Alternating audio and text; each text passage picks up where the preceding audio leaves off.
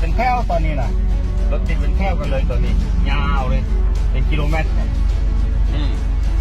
เห็นบ่คนจีนไล่บ่คนจีนไล่อีกเต็มเลยมันบ่นี่เต็มเลยนี่แหละก็คือบนโรงแรมจีนที่ว่าเขาจะว่าจีนบ่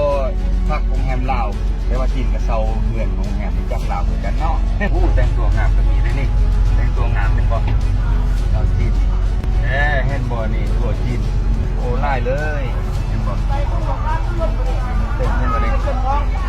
โชเฟอร์นี่ก็มันคนลาวเนาะ โอ้มีทางเข้าทางออกพักแน่ได้บ่นี่